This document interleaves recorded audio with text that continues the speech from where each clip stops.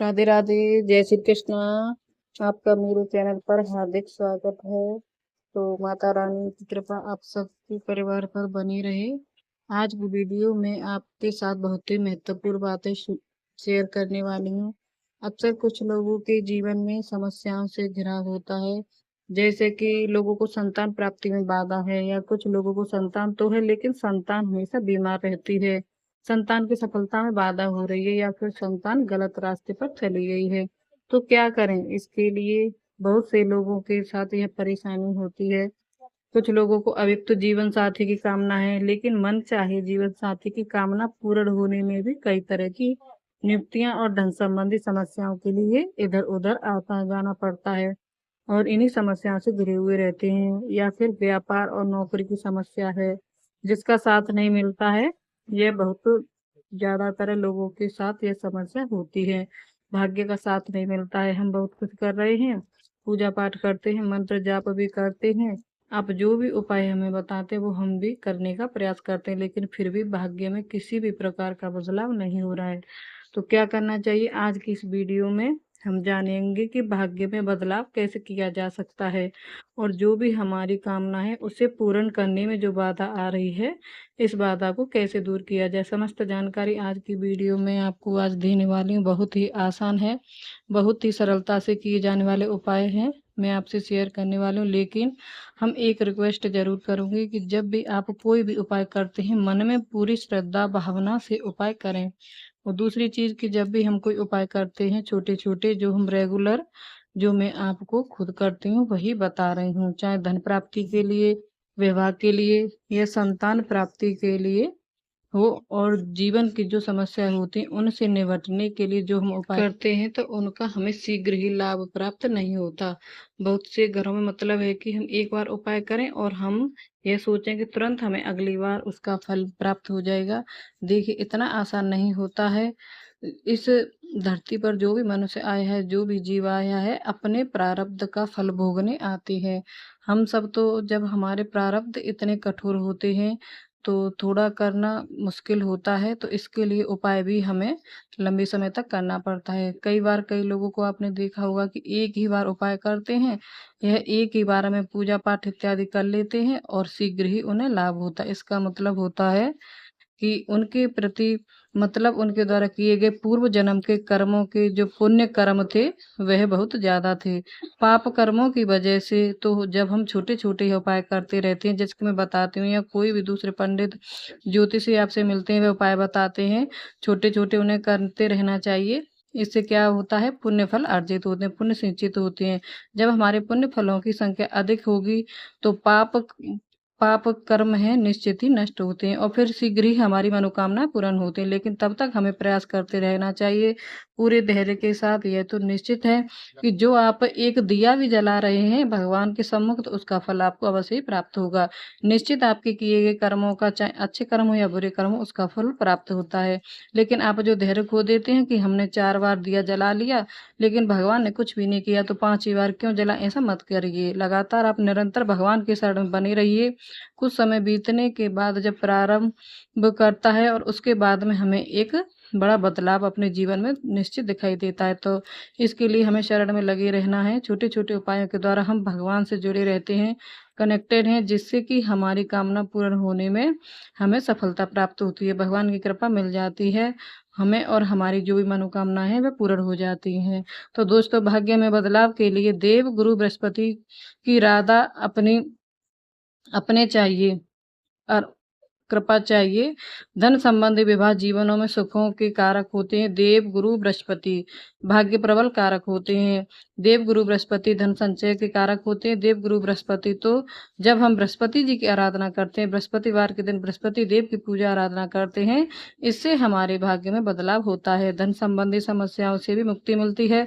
संतान संबंधी जो भी बाधाएं होती हैं वह भी दूर होती हैं।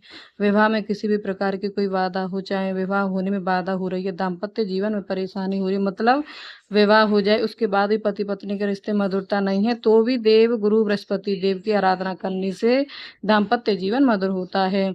मतलब सिर्फ देव गुरु बृहस्पति ही हमारा दुख दूर ना करें तो इससे ही हमारे जीवन की लगभग समस्त समस्याएं समाप्त हो जाती हैं। तो किस प्रकार से हम गुरुदेव बृहस्पति की आराधना कर सकते हैं, वह सरलता से क्या क्या करें जिससे कि बृहस्पति हमारा मजबूत हो और जो हमारे जीवन में बाधा है वे सब दूर हो जाएं। बृहस्पति देव हैं वो सभी की मनोकामना पूर्ण करते हैं और भाग्य का साथ मिलता है।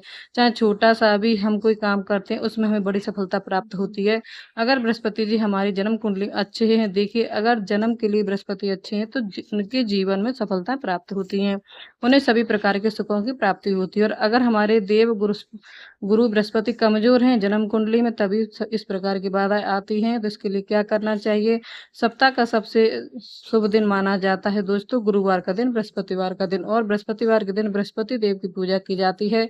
जन्म कुंडली के सर्वाधिक शुभ ग्रह माने जाते हैं देव गुरु बृहस्पति। गुरुवार के दिन की आराधना करें, हमारे जीवन में समस्याएं दूर हो जाती हैं। इस प्रकार से करना चाहिए। मैं कुछ बहुत से सरल उपाय बताने वाली हूँ जिससे आप जरूर कर पाएंगे। यह सब आपको हर गुरुवार को निरंतर करते रहना चाहिए जिससे कि आपके जीवन में बदलाव हो और निश्चित ही बदलाव हो तो होता ही है। अगर हमारे विश्वास को और विनय विश्वास को अगर आप इस काम को निरंतर करते रहेंगे ना तो इसका आपको रिजल्ट आपको जल्दी से मिलेगा। तो फल भी प्राप्त होगा, अधिक प्राप्त होगा, शीघ्र प्राप्त होगा। क्या करना चाहिए, गुरुवार के दिन केले के वृक्ष की पूजा करना चाहिए। जैसे कि युवाओं को जैसे कि सुबह के समय स्नान इत्यादि करने के बाद केले की जड़ में थोड़ा सा जल अर्पित करें। साथ ही आप उस एक पुष्प अर्पित करें। पीले चंदन के पेड़ की जड़ में अर्पित करना चाहिए। हल्दी जरूर अर्पित करें। मैं आपको बता रही हूँ सिर्फ हल्दी, और यकीन मानिए सर्वाधिक है जो हल्दी होता है। हम किसी भी शुभ कार्य के लिए हल्दी का सबसे पहले प्रयोग करते हैं। तो आज की वीडियो में आने वाली किसी भी प्रकार की समस्या हो तो उस समस्या से छुटकारा दिलाने वाली है, क्योंकि हम सभी चीजों का एक ही समय ऐसा एक ही वीडियो में आपको जो बता रही हूँ कि सर्वाधिक शुभ दिन गुरुवार, शुभ ग्रह बृहस्पति और सर्वाधिक शुभ चीज हल्दी, जिसका हम प्रयोग करेंगे और जीवन को शुभ बनाएंगे। तो केले के पेड़ में आपको हर गुरुवार को हल्दी जरूर अर्पित करना है। मतलब जल अर्पित कीजिए और फिर पीला चंदन अर्पित कीजिए। इसके साथ ही थोड़ी सी हल्दी भी जड़ में अर्पित कीजिए। हल्दी का पाउडर रखिए और केले की जड़ में आपको हल्दी अर्पित करनी है। शुद्ध घी का दीपक जलाकर प्रार्थना करनी है बृहस्पति जी से। भगवान श्री विष्णु जी आपके जीवन में जो भी समस्या है उस समस्या से मुक्ति के लिए प्रार्थना कीजिए। इसके साथ ही केले के पेड़ की परिक्रमा कर सकते हैं। 4 परिक्रमा कर सकते हैं, समय हो तो 7 परिक्रमा कर सकते हैं। अच्छा, कई लोगों के प्रश्न आते हैं परिक्रमा करने की जगह नहीं है जहाँ पर पौधा रखा है, चाहे तुलसी का हो या फिर केले का पौधा हो, पीपल का पौधा हो, किस प्रकार से परिक्रमा करें। जहाँ आप खड़े हैं, जहाँ आपने दिया जलाया है, पूर्वाभिमुख होकर हमें जल देना चाहिए। मतलब पूर्व दिशा की तरफ हम खड़े होकर आपको पीपल या केले के पेड़ में जल देना है। पूर्व मुख होकर ही आपको तुलसी जी में भी जल देते हैं। तो हमारा पूर्व दिशा की तरफ मुख होना चाहिए। पूजा पाठ कोई भी शुभ कार्य करते समय हमारा मुख पूर्व दिशा की तरफ हो तो बहुत ही शुभ माना जाता है। तो आप जल दे रहे हैं उसी स्थान पर आपको क्लॉकवाइज 4 या 7 बार जितना परिक्रमा करना चाहते हैं घूम सकते हैं। जैसे हम सूर्य देव की परिक्रमा करते हैं एक ही जगह पर घूमते हैं, उसी प्रकार से पौधे की भी परिक्रमा आप कर सकते हैं।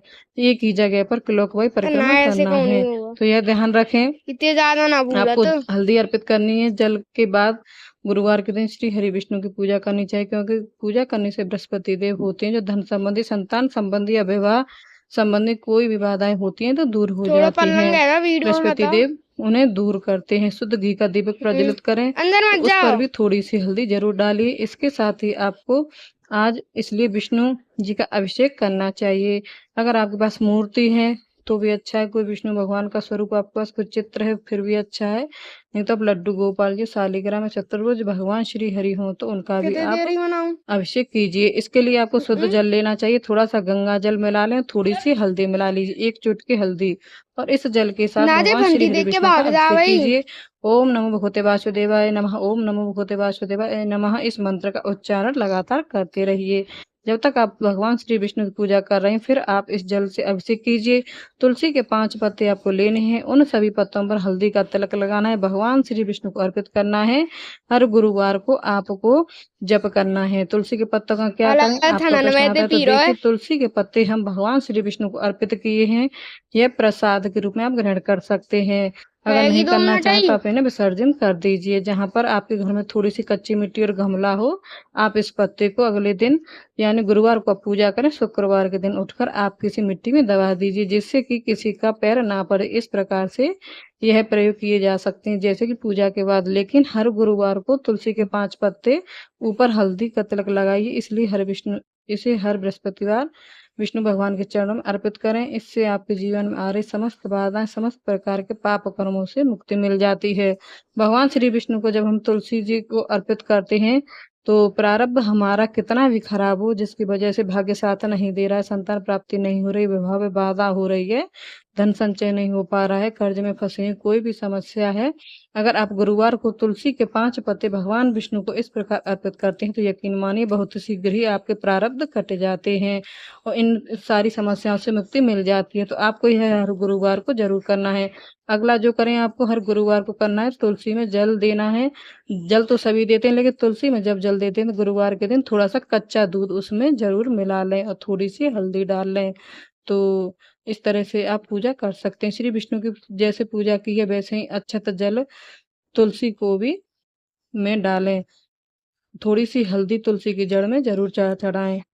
हर जगह आपको हल्दी का प्रयोग इसलिए बता रही हूँ, क्योंकि जीवन में शुभता आए, बृहस्पति देव आपके मजबूत हों, तो देखिए ऐसी चीजें नहीं है कि यह नहीं समाप्त होती हैं। हमें उसका कुछ ना कुछ एक ठोस उपाय करना पड़ता है, जिससे कि सभी बाधाएं हमारी कट जाए, हमारे जीवन में बदलाव हो। इसलिए आज हल्दी का प्रयोग हर जगह करें, हर पूजा में करें। तुलसी में आप जरूर जल दें और हल्दी का जरूर अर्पित करें। तुलसी में पीला चंदन अर्पित किया जाता है, याद रखिए सिंदूर नहीं लगाया जाता है। तुलसी जी को तुलसी की जड़ पूजा करते हैं, आप धूप जलाते हैं वहां पर, उसके साथ अगरबत्ती जलाकर और तुलसी माँ की पूजा करें सुबह के समय। उसके बाद आप थोड़ी सी हल्दी जरूर अर्पित करें, पुष्प हो तो पुष्प अर्पित करें, पीले पुष्प अर्पित करें। तुलसी जी के पास बैठकर आप ओम नमो भगवते वासुदेवाय मंत्र, ओम नमो भगवते वासुदेवाय नमः, इस मंत्र का जप कर सकते हैं। अगर आप चाहें तो तुलसी जी के मंदिर भी जा सकते हैं। ओम नमो तुलसी देवाय नमः यथासंभव जितना हो सको आप 5 समय या 5 बार, 7 बार, 11 बार, हो सके तो 108 बार तुलसी जी का पूजा से भगवान श्री विष्णु की कृपा मिलती है। तुलसी की पूजा से दुख दर्ता दूर होते हैं। तुलसी की पूजा से घर में सुख समृद्धि आती है, संतान की प्राप्ति होती है, सौभाग्य प्राप्ति होती है, विवाह में आ रही बाधाएं दूर होती हैं। मतलब तुलसी जी एक ऐसा पौधा है जिसकी पूजा करने से मात्र समस्त प्रकार के पाप कर्मों से मुक्ति मिल जाती है और इस प्रकार के शुभ काम शुरू हो जाते हैं। इसलिए घर में तुलसी अवश्य होनी चाहिए। अगर नहीं है तो लाकर लगा लीजिए। गुरुवार या शुक्रवार, सोमवार किसी भी दिन तुलसी जी लगाई जा सकती हैं। किसी भी शुभ दिन पर तो गुरुवार और शुक्रवार का दिन श्रेष्ठ होता है। तुलसी जी लगाना अगर नहीं है तो जरूर लाकर लगा लें और प्रतिदिन पूजा कीजिए। सुबह सा मतलब सुबह जल अर्पित करें, शाम को दीपदान करें। इतने मात्र से सभी समस्याएं दूर हो जाती हैं। अगला जो कार्य है आपको जरूर करना है, घर के मुख्य द्वार पर हल्दी से स्वास्तिक बनाना है। हल्दी में थोड़ा सा जल या गंगा जल, शुद्ध जल मिलाकर उसमें आप अपनी अनामिका उंगली से घर के मुख्य द्वार की दोनों तरफ स्वास्तिक बनाएं और यह भी आपको हर गुरुवार को करना है। ऐसा नहीं कि आप गुरुवार को करें या फिर अगले गुरुवार को वह स्वास्तिक बना हुआ है तो और अगले गुरुवार को आप नहीं बनाएंगे। अगले गुरुवार को आप फिर उसी जगह को थोड़ा सा पानी डालकर उस पहले स्वास्तिक को साफ कर लें और उस पर हल्का सा जल डाल दें। इसके बाद दोबारा आपको स्वास्तिक बना सकते हैं। लेकिन हर गुरुवार को इस बात का ध्यान रखें, हर गुरुवार को यह सारे कार्य आपको निरंतर करने रहते हैं। अगर हर गुरुवार को जब यह सारे कार्य करेंगे ना, तो बहुत जल्द आपके जीवन में बदलाव होगा। विश्वास से करेंगे तो जीवन में इतना अधिक बदलाव होगा कि आप स्वयं खुद आश्चर्य में पड़ जाएंगे कि छोटे से उपाय से आपका जीवन इतना कैसे बदल सकता है। अगला जो कार्य आपको करना है, हल्दी मिले हुए जल से पूरे घर में हर गुरुवार को छिड़काव करना है। हल्दी मिला हुआ जल मतलब थोड़ा सा जल लिया और ले सकते हैं। उसमें हल्दी चुटकी भर हल्दी डालकर आपको यह प्रयोग करना होता है। उसके बाद घर के मुख्य द्वार से लेकर अंदर तक घर के कोने-कोने में आप इस जल का छिड़काव करें। हाँ, अगर आपके पास भगवान श्री विष्णु की मूर्ति है और आपने अभिषेक किया है, तो उनका जो जल है, जो चरणामृत है, उनका उसी जल से आपको पूरे घर में छिड़काव कर सकते हैं। अलग से जल बनाने की आवश्यकता नहीं है। और यह कार्य भी आपको हर गुरुवार को करना है। जैसे हल्दी मिले हुए जल का छिड़काव आप चाहें तो प्रतिदिन कर सकते हैं, लेकिन गुरुवार को आप ज़रूर करें। ये सारे प्रयोग, जैसे कि मैंने आपको 5 प्रयोग सिर्फ़ हल्दी के बताए हैं, आपको हर गुरुवार को करने हैं। और जीवन में बदलाव चाहते हैं, अपने भाग्य में बदलाव चाहते हैं और आपके जीवन में समस्त प्रकार की समस्याओं का समाधान शीघ्र प्राप्त हो, तो इन सभी कार्यों को हर गुरुवार को कीजिए और अपने जीवन में हर एक गुरुवार के दिन आपको यह कार्य ज़रूर करने चाहिए। मुश्किल से मुश्किल 12 घंटे का समय में यह कार्य करने की सबसे पहले भगवान विष्णु का पूजन कर लीजिए, फिर केले के पेड़ में जल दीजिए, तुलसी के पेड़ में आपको जल देना है, साथ ही घर की पूजा करने की स्थिति में स्वास्तिक बना देंगे और जल से भगवान का अभिषेक किया है, उस जल से पूरे घर में थोड़ा-सा आप छिड़क देंगे। मैंने आपको ये 5 उपाय बताए हैं, लेकिन इतनी सरलता से किए जाने वाले हैं, आप चाहें तो हर गुरुवार को बहुत आसानी से कर सकते हैं। अगर आपके मन में भावना है, आपके जीवन में बदलाव आए, तो आपके मन में ऐसी इच्छा है, तो आपको इन उपायों को चमत्कारिक उपायों को ज़रूर ही करना है। अगर आप हर गुरुवार को यह फिर उपाय करने के बाद करते हैं, तो निश्चय ही आपके जीवन में, आपके भाग्य में बदलाव होगा। तो आशा करती हूँ आज की वीडियो आपको लाभ अवश्य होगा।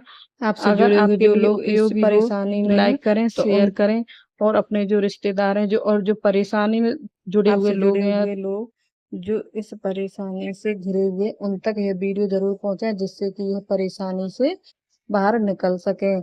और चैनल पर पहली बार आए हैं तो चैनल को सब्सक्राइब कर लें, बेल आइकन को प्रेस कर दें ताकि आपको आने वाली वीडियो की नोटिफिकेशन मिल जाए। तो कहते हैं कि अगर दूसरे का भला करें तो खुद का भला होता है, खुद से पहले दूसरे का भला सोचना चाहिए, तो भगवान आपका खुद भला करेंगे। तो इसके लिए वीडियो को शेयर करें, दूसरे के भी दुख दूर हों और विष्णुदेव भगवान आपकी सभी मनोकामनाएं पूर्ण करें, आपके सभी संकट हरें, यही कामना करती हूँ।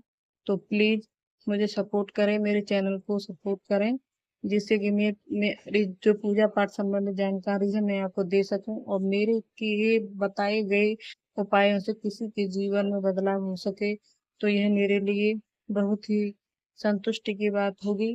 तो कमेंट में हर हर महादेव, श्री शिवाय नमस्तुभ्यम, ओम नमो नारायण, महालक्ष्मी नमः ज़रूर लिखें।